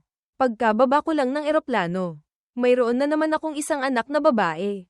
Ang mga taong dumadaan sa tabi ay tumingin ng kakaiba. Ano bang sitwasyon ng mag-ama na ito? Narinig na nila na hindi maganda ang relasyon ng mag-ama. Ngunit ang mag-ama na hindi nagkakakilala ay talaga namang unang beses nilang nakita. Tatay, sa sandaling nakatunganga si Joey. Agad akong tumakbo at niyakap siya ng mahigpit. Napatulala si tatay. Anak, kanino ito? Bakit parang wala akong maalala? Bukod pa doon, alam pa niya ang pangalan niya. At tinatawag pa siyang, tatay. Lumayo si Joey ng 2 hakbang. Tiningnan akong mula ulo hanggang paa. Batang babae na kulay ang buhok. Kaninong bahay ang batang ganito kaliit ay kinulayan ng buhok, tanong niya. Kilala ba kita, Ineng? Bakit ganyan ka kung tumawag? Tiningnan ni Joey si Dingdong na may mukhang nag-iingat. Akala niya ito ay isang bagong scam. Nang makita ko ang mukha ni tatay, gusto ko rin matawa. Gusto ko pa siyang biruin ng kaunti. Kung ganoon, hindi mo na ako kailangan. Nagpakita ako ng mukhang kaawa-awa. Kahit ang mga ibang tao ay makaramdam ng habag. Si Joey sa kabilang dako ay hindi pa nakakaintindi sa sitwasyon. Ang ilang mabilis kumilos na mga tao ay kinuha na ang kanilang telepono para mag-record ng video. Kinuha ni Joey ang telepono at tinawagan si Nadine. Iniisip pa kung paano sosolusyonan ang gulo sa harap niya. Anak, nasaan ka? May isang batang babaeng kakaiba na nakakapit sa akin. Dali na, iligtas mo ako. Aling batang babae? Pilit pinipigilan ni Nadine ang tawa habang nagtatanong. Paano ko malalaman kung saan galing ang batang babaeng ito? Reklamo ni Joey. May dala pa siyang banner na may pangalan ko at tinatawag akong tatay. Nagtataka ka. Mas nagtataka ako. Huwag ka nang masyadong mag-alala. Sabi ni Nadine. Dali na. Iligtas mo ako. Okay na. Hindi ko na siya pipilosopohin. Sabi ko, siya ang kuya ko. Anak mo siya. Pagpunta ko para hanapin kayo. Sa huli, hindi na kinaya ni Nadine at sinabi na ang totoo. Anak ko. Ito ang anak ko. Sino ang sinasabi mong hindi ka na niya kilala? Tanong ni Joey. Iniisip mo ba na tanga ako? Maingat na pinagmasdan ni Joey ang batang babae sa harap niya. Ano man ang gawin niya, hindi niya ito may ugnay sa kanyang anak na lalaki. Sa huli, anak ka kanino? Bakit mo ako tinatawag na tatay? Naligaw ka ba sa mga magulang mo? Ako si Dingdong, sabi ko. Anak mo ako. Hindi ko alam kung bakit pagkatapos magising ay naging babae ako. Hindi ko na rin kinaya. Okay na, huwag na tayong magpanggap. Kinuha ko ang malita mula kay Joey. Ano bang kalokohan ang ginagawa mo? Tanong niya. Si Nadine ba ang nagpasabi sa iyo na pumunta dito para paglaruan ako? Nadine. Sa wakas, dumating ka na, sigaw ni Joey. Ano bang nangyayari dito? Ipaliwanag mo ng malinaw kung ano ang nangyayari. Hindi ba't ipinaliwanag ko na sa iyo? Sabi ni Nadine. Siya talaga ang kuya ko. Kung sasabihin ng simple, ang kuya ko ay naging ganito. Sabi ni Nadine habang itinuturo ako. Hindi pwede. Paano naging ganito? Sabi ni Joey. Ipaliwanag mo ng malinaw. Natulog lang. Naging ganito na. Paano pa ba magbabago? Sabi ko. Hinawakan ko ang isang hibla ng natural na buhok sa balikat ko at sinubukan itong hawakan. Hindi naman sa pagmamayabang. Pero maganda talaga ang kalidad ng buhok na ito. Tiningnan ni Joey ako na may mukhang puno ng pagkakakaiba. Umiling-iling na parang alam na ang lahat. Okay na. Huwag na kayong mag-arte. Pinaglalaroan niyo lang ako. Sige na. Si Dingdong na bata. Nasaan siya? Pagkasabi niyan, lumingon si Joey sa paligid. Nang hindi niya makita si Dingdong. Saka lang siya tumigil. Tungkol naman sa batang babaeng ito. Girlfriend ba siya na nahanap ni Dingdong? Diretso akong umikot ang mga mata. Ang tatay ko talaga. Gustong-gusto niyang magkaroon ako ng girlfriend. Nakasakay sa taxi. Patuloy na nagtatanong si Joey kung sino ang batang babaeng may puting buhok. Si Nadine ay tamad na rin magpaliwanag. Habang ako naman, buong biyahe ay iniisip kung paano ko kukumbinsihin si tatay. Para maniwala siya na ang kanyang anak na babae ay ang dati niyang anak na lalaki. Mabilis kaming nakarating sa harap ng bahay. Bigla akong nakaisip ng isang bagay. Isang magandang ebidensya para patunayan ang pagkatao ko. Dingdong, dali na. Salubungin mo si tatay mo. Sigaw ni Vilma pagkapasok pa lang sa pinto. Hindi pa ba sinabi sa iyo ni Nadine? Tungkol doon, puno ng pagtataka ang mga mata ni Vilma. Bahagyang napatigil si tatay, ngunit mabilis siyang nakabalik sa normal. Ha, apat kayong nagkakaisa para paglaruan ako. Pero medyo mahina ang napili niyong tema. Kung may kaunting kapanipaniwala, naniwala na sana ako. Tiningnan kami ni Vilma. Halata sa aming tatlo ang mukhang kawalan ng magawa. Sa oras na ito, nagpakita ako ng mukhang puno ng kumpiyansa. Tatay, kailangan ko lang ng isang detalye para mapatunayan ko na anak mo ako. Dati, nagtago ka ng pera sa tank ng tubig ng toilet. Tama po ba, tatay? Bahagyang napatulala ang mukha ni tatay. Reflexively, sumulyap siya kay nanay. Si nanay naman, dumiretso sa banyo. Magaling ka talaga. Mapatla ang mukha ni nanay habang hawak ang mga itinago. Lumabas si nanay mula sa banyo na may ngiti sa mukha. Ngunit may awtoridad sa kanyang boses. Hindi talaga inakala ni tatay. Pagka-uwi pa lang, nasa kalam na agad siya sa ganitong sitwasyon. Kung gayon, ikaw nga ang anak ko. Napilitan si tatay na maniwala. Dahil tanging si Dingdong lang ang nakakaalam kung saan niya itinago ang kanyang sariling pera. Tiningnan niya akong mula ulo hanggang paa. Habang lalo niya akong tinitingnan, lalo siyang nakakaramdam ng kakaiba. Talaga, natulog ka lang. Naging batang babae na. Sa isang gabi lang, nagpalit na ng kasarian. Kahit ano pa, hanggang dito lang ang sasabihin ko, sabi ko. Maniniwala ka o hindi, nasa sa iyo na. Ako ang anak mo, ding dong. Kung ganoon, sabi ni tatay, pansamantala, maniniwala ako na ikaw ang anak ko.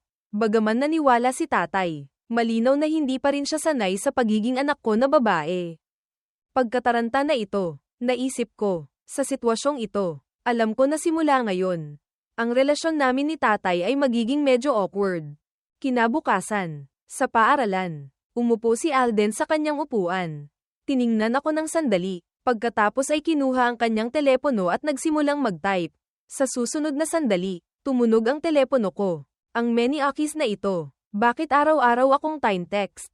Naisip ko, kung ganito, ang pagkatao ko ay mabubunyag lang sa madaling panahon. Mensahe mula kay Alden, pinipilit na akong magpakasal ng pamilya ko. Anong gagawin ko? Anong gagawin mo? Paano ko malalaman kung anong gagawin?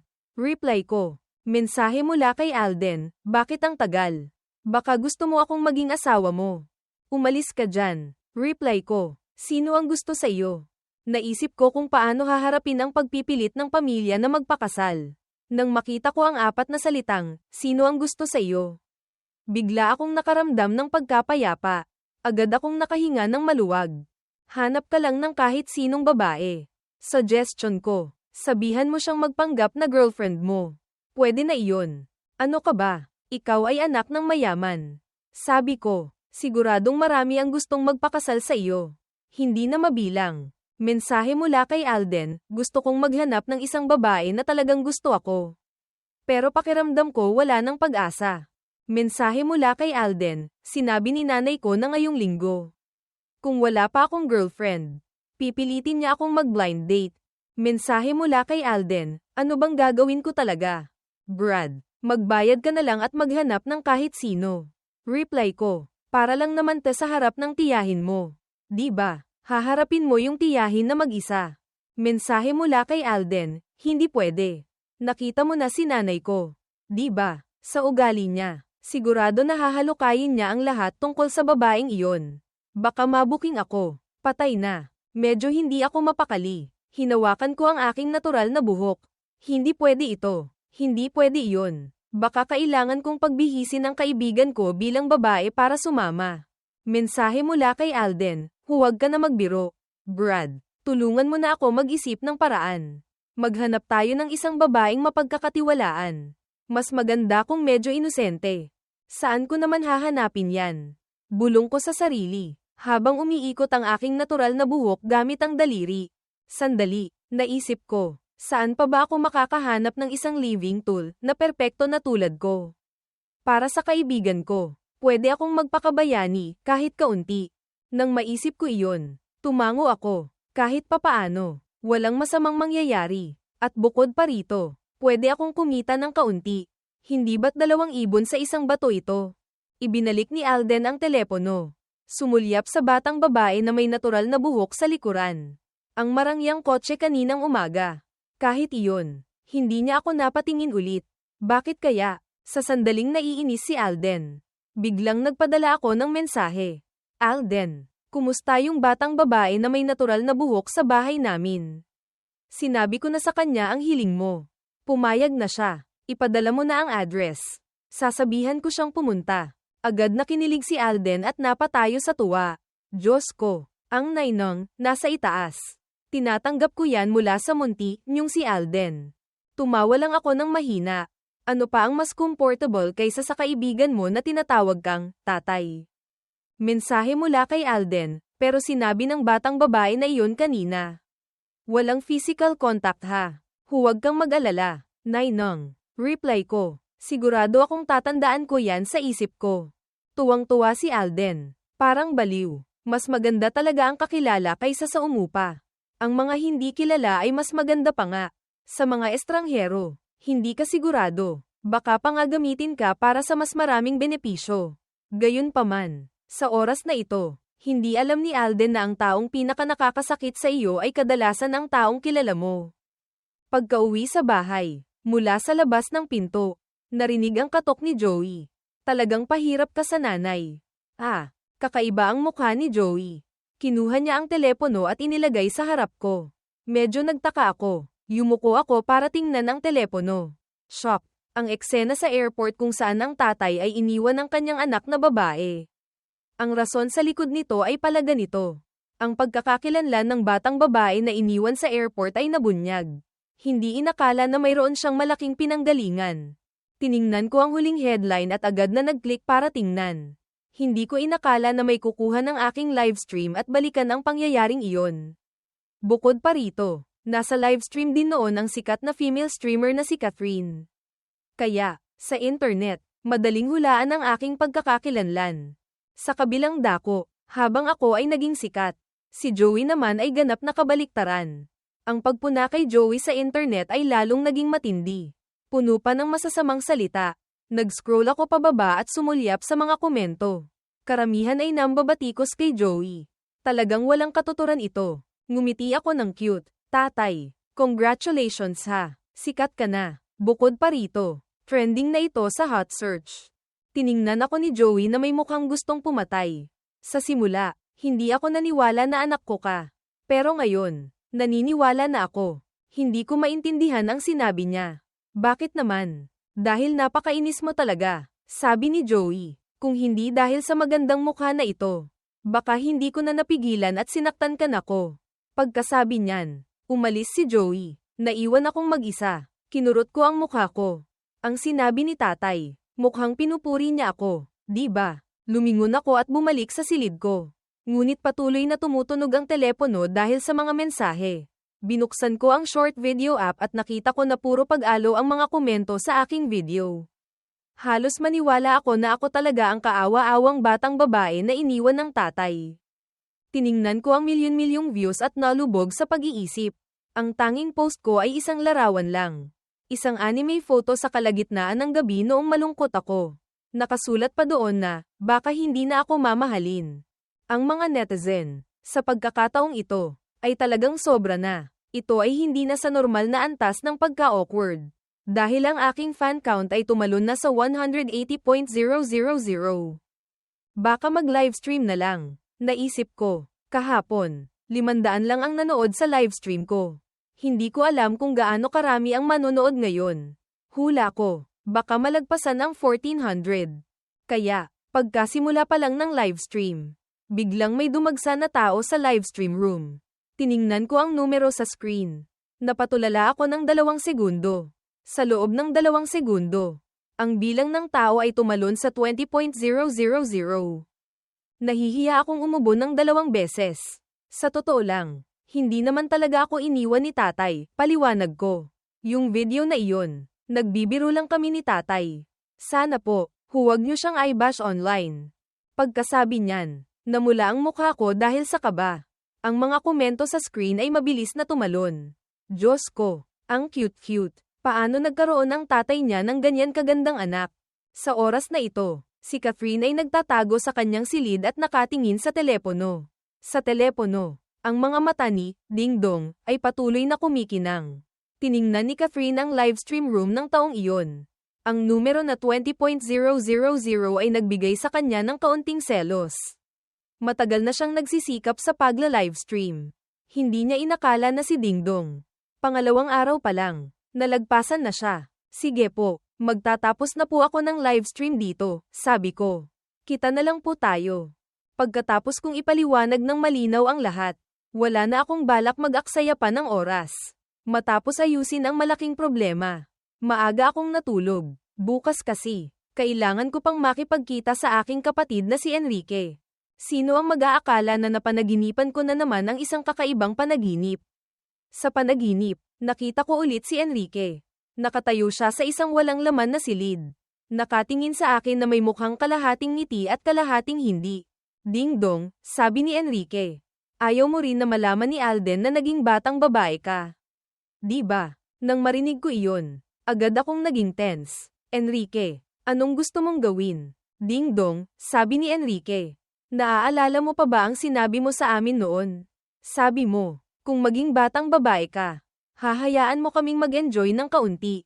Palapit ng palapit si Enrique. Natakot ako hanggang sa nanlambot ang mga paa ko at hindi makatakbo. Tanging umiyak at pilit humingi ng tawad. Ngunit hindi tumigil si Enrique. Bigla niya akong niyakap ng mahigpit at tumawa ng tusong. Ding dong, magpakabait ka na, sabi niya. Isipin mo na lang na nasa high school tayo. Hindi ba't lagi tayong naglalaban noon? Hindi, kapatid mo ako, sigaw ko habang nagpupumiglas. Ang mukha kong basa sa luha ay lalo pang nagpakilig sa kanya. Ding dong, magpakabait ka na, sabi ni Enrique. Kung hindi ka susunod, sasabihin ko kay Alden at James. 3 o 1? Tanong ni Enrique. Ikaw na ang pumili. Nang marinig ko iyon, agad akong nasiraan ng loob. Sa ilalim ng malaking banta, wala akong ibang nagawa kundi sumuko sa paglaban. Hayaan si Enrique na gawin ang gusto niya. Sa sumunod na sandali, nagising ako mula sa bangungot na ito. Hinahaplos ang aking gusot na buhok. Buti na lang. Panaginip lang. Siguradong hindi ako ganito ang tratuhin ni Enrique sa totoong buhay. Anong dapat kong suotin kapag makikipagkita kay Enrique ngayon? Naisip ko, hindi pwede magsuot ng dress. Hinding-hindi, masyadong kakaiba. Nakatayo akong nakayapak sa sahig. Nakatingin sa sarili ko sa salamin. Parang estranghero pero pamilyar din. Mayroon bang makakaintindi sa taong nasa loob ko? Naisip ko, gusto kaya nila ako ng ganito? Bahala na, sabi ko. Ayaw kong mag-isip pa ng marami. Hinukay ko ang kabinet para sa mga damit ko noong bata ako. Pero wala akong nakita. Nakatingin sa tumpok ng mga dress sa kabinet. Nalilito ako. Diyos ko, bulong ko. Parang hindi naaabot kung bibili pa ngayon. Sa huli, bumantong hininga ako. At pinili ang isang itim na dress at isinuot ito. Maging maganda na lang kahit kaunti. Naisip ko, siguro naman hindi talaga gagawin ni Enrique ang kahit ano sa akin. Di ba? Pagkatapos, kinuha ko ang telepono at nagpadala ng voice message. Enrique, lumabas na tayo ngayon. Kumain tayo ng almusal. Magkita tayo sa maliit na tindahan sa tabi ng paaralan. Talaga bang ikaw yan? Kakaiba ang mukha ni Enrique habang tinitingnan ako sa harap niya na naglalaro ng buhok niya gamit ang kamay. Pagkatapos ay nagtanong siya. Diretso akong umikot ng mga mata. Kung hindi ako, sino pa ba dito? Hindi ba't nagpadala na ako ng voice message sa iyo? Baka naman niloloko ko pa yung sarili ko. Wala na akong masabi kay Enrique. Matalik na magkaibigan tayo. Ganyan ka pa rin nagdududa. Naisip ko, talaga nga. Hanggang sa punto na halos hoiin ko na ang palda ko para ipakita sa kanya. Tanga ka talaga, sabi ko. Ang katotohanan na babae ako ngayon. Hindi ka pa rin sigurado. Hindi, sabi ni Enrique.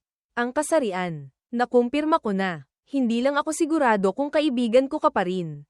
Hindi ka sigurado, tanong ko. May paraan ako para makumpirma mo. Sa likuran mo, sa bewang mo, may 3 nunal, sabi ko. Tapos noong high school, hinalikan mo si Alden at umamin ka kay James. Umamin. Huwag mo nang sabihin. Mabilis na itinuro ni Enrique ang kamay niya para senadoryasan akong tumahimik. Okay na. Narinig ko kay Alden. Bukas, kailangan mo siyang tulungan sa pag-arte. Tulungan mo na yung malapit mong kaibigan. Anong masama doon? Hindi naman espesyal na bagay. Pag-arte lang naman. Pinagmasdan ko ang menu. Malinaw na hindi ko pinapansin ang usapan na ito. Hindi mo pa nakikita si nanay ni Alden. Di ba? Tanong ni Enrique.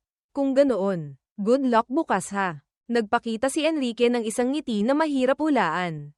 Nalilito akong nagsalita. Bakit kakaiba ang mukha mo? Anong meron kay nanay ni Alden? Wala naman. Sabi ni Enrique. Bukas, pagpunta mo sa bahay ni Alden, malalaman mo.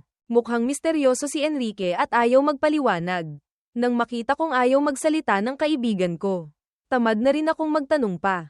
Kain na tayo, sabi ko. Walang ibang bagay. Pagkatapos kumain, uuwi na ako. Sa oras na ito, tiningnan ako ni Enrique at biglang tumawa ng tusong. May isa pa palang bagay. Naaalala mo pa ba ang sinabi mo noon? Huminto sa ere ang kamay ko na may hawak na inumin. Hindi kaya, naisip ko. Talaga bang gusto ni Alden na tuparin ko ang pangako noon? Nang maisip ko iyon, naging alerto ang mga mata ko. Tumawa si Enrique at kinuskos ang kanyang mga kamay ng may masamang balak. Hindi ba't sinabi mo dati? Sinabi ko pinili kong magkunwaring hindi ko maintindihan. Sigurado naman na hindi gagawa si Enrique ng ganyang mga bagay sa harap ng maraming tao. Hindi ba't sinabi mo, kung ikaw ay isang magandang batang babae, hahanap ka ng isang mayaman na bata, di ba? Iyon pala ang ibig mong sabihin. Napatakip ako sa noo, mukhang walang magawa. Kung ganoon, hindi ba't ganoon? Tanong ni Enrique. Anong akala mo ang sasabihin ko? Ang tanong ni Enrique tungkol sa dibdib ay nagpakabog sa puso ko at hindi ako makapagsalita. Mukhang ako talaga ang may maruming pag-iisip.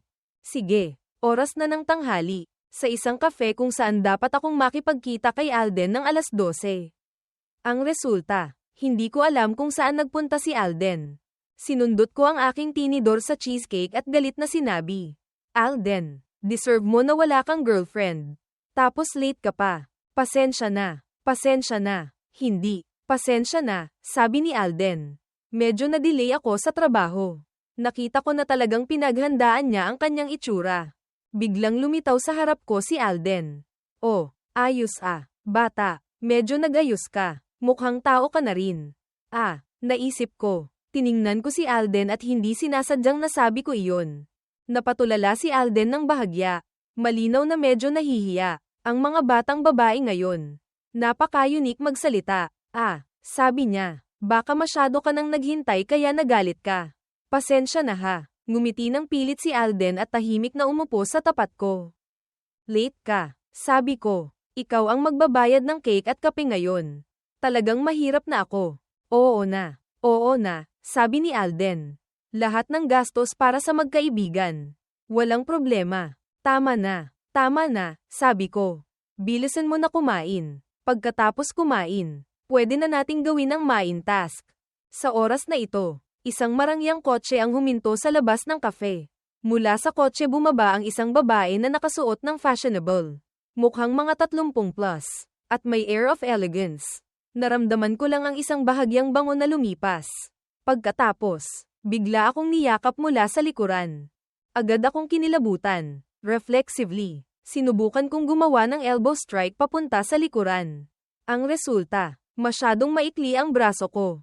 Hindi ko maabot. Ang cute-cute ng batang ito, sabi niya.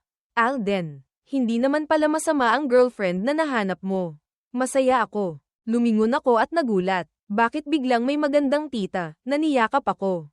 Naisip ko, baka may nakasalubong akong many akis. Hinawakan ni Alden ang kanyang noo at ipinaliwanag. Si nanay ko po, sa harap ng kanyang nanay. Wala siyang magawa kundi magpakita ng mukhang walang masabi. Agad akong nagulat, nakatitig sa magandang babae na iyon. Sobrang shock, ang nanay ng kaibigan ko. Pala, ganito ka bata, hindi mukhang nanay, mas mukhang ate. Pero bakit niya ako niyakap? Ang pagiging niyakap ng ganito ay nagpatigas sa akin. Ang tita na ito, napaka-energetic naman. Naisip ko. Ngumiti ako habang sa loob ko ay nahihiya. Gusto niya ang mga cute na bagay. Sabi ni Alden, sa hitsura mo, halatang-halata na masaya siya sa iyo. Hay nako, naisip ko, ang pagka-loli fanatic na ito. May genetics pa, hindi ko pa ito narinig dati. Si Helen, na nakayakap sa akin, ay binitawan ako, at hinawakan ng aking natural na buhok. Anak, ang ganda ng buhok mo. Ding dong, sabi niya. Kung gusto mong bumalik, okay sa akin anytime. Ang biglaang sinabi ng magandang babae ay nagpatulala sa akin. Bumalik? Bumalik saan? Nanay, hindi pa ganoon katagal. Maaga pa. Mabilis na pinigilan ni Alden ang nanay niya na magpatuloy. Nang marinig ko ang sinabi ni Alden, sa simula ay hindi ko naintindihan. Ngayon, malinaw na. Pala, ang nanay ni Alden, pumayag na maging manugang niya ako. Ngunit kahit pumayag pa siya, hindi naman ako papayag. Hindi ko alam kung ano ang sasabihin. Kaya nanahimik na lang ako at nagpanggap na tanga. Ang magandang babae ay nagsalita habang patuloy na kinukurot ang pisngi ko. Tara na, umuwi na tayo. Para makita ng strict na lolo mo si Dingdong ng maigi. Para malaman niya na magaling din ang mata ng anak ko. Hindi tama, naisip ko. Hindi kasama sa script ang pag-uwi sa bahay. Hanggang sa nakatayo ako sa harap ng malaki at marangyang pinto ng bahay ng mga Alden. Nagulat pa rin ako. Alam ko na mayaman si Alden. Pero wala talaga akong konsepto kung gaano siya kayaman. Talaga, sabi ko, ang yaman-yaman ng bahay nyo. Tapos nakitira ka pa rin sa dormitoryo kasama namin. Tiningnan ako ni Alden na hindi maintindihan. Ang batang babaeng ito, bakit kakaiba kung tumingin sa akin? Naisip niya, baka gusto niya ako. Sa oras na ito, nagugulat pa rin ako sa marangyang dekorasyon sa loob ng bahay. Naalala ko rin ang kahirapan ng trabahong ito. Kailangan kong gamitin ang pagkakataong ito para lokohin si Alden ng malaki. Pagpasok sa sala, may mga taong paakyat pababa sa spiral staircase. May magandang anyo, at kalmado ang mga mata na parang tubig. Siya ang girlfriend ni Alden. Nakaramdam ako ng pagka-awkward at tumango. Palagi kong nararamdaman na may hindi tama sa tingin ng babaeng ito sa akin. Sino ka? Lumapit sa harap ko ang babae. May karaniwang porma ng kabaitan na nagpakita ng kanyang kagandahan. Ako ang fiancé na itinakda ng lolo ni Alden para kay Alden, sabi niya. Sa sandaling iyon, parang nahilo ang ulo ko. Fiancé, naisip ko, paano nagkaroon ng fiancé ang batang ito? Nakakainis talaga. Ang ganda ng babaeng ito. Naisip ko, ganitong klaseng babae, nasa tabi mo lang, hindi ka man lang nagkaroon ng damdamin. Tapos pinilit mo pa akong magpanggap na girlfriend mo. Kung siya ang fiancé ko, sigurado nakakapit ako sa kanya buong araw. Hindi na aalis. Naisip ko, kung hindi ko hahawakan ang kamay niya, sigurado na hindi ko kakayanin. Medyo nalilito din si Liza. Ang batang babae sa harap niya. Bakit iba siya sa kanyang inakala? Sa normal na sitwasyon, dapat humingi siya ng tawad sa kanya. Bakit ngayon ang kanyang tingin sa kanya ay ganoon kasidhi? Gusto mo si Alden? Sumiklab ang chismis soul ko. At nagtanong ako. Hindi ko alam. Sabi niya, Alden at ako ay childhood sweethearts. Talaga akong nagulat. Ano pa bang itinago sa akin ng kaibigan ko? Sa oras na ito, si Alden ay nagtatago sa likod ng pinto. Nakikinig. Hindi ba't ito ay isang malinaw na Helsin? Naisip niya. Ayaw niyang ilibing ang kanyang maliit na buhay doon. Alden, anong tinitingnan mo dyan? Napatayo sa gulat si Alden dahil sa boses mula sa likuran niya. Lumingon siya. Nakita niya ang nanay at tatay niya na parehong nakatayo sa likuran. Pinapunta na ni nanay si Tio para imbitahin ang lolo ni Alden. Dumating na si lolo. Sa oras na ito, hindi pa rin nakakabangon sa pagkabigla si Alden. Ang lahat ay nangyayari sa direksyon na hindi niya makontrol. Hindi nagtagal. Dumating na ang lolo ni Alden. Si Eddie. Ang matanda ay 60 taong gulang na. Ngunit wala pa ring sakit. Sa pagtingin pa lang kay lolo, mayroon na siyang awtoridad kahit hindi nagagalit. At ngayon, kung gusto kong tumakas, mukhang hindi naaabot. Hindi kaya. Naisip ko, ano bang pinag-ugatan ng tensyonadong atmosphere na ito? Sa simula, akala ko pagpapakilala lang sa magulang. Bakit sa huli ay naging isang matinding labanan? Oo, sigaw ko.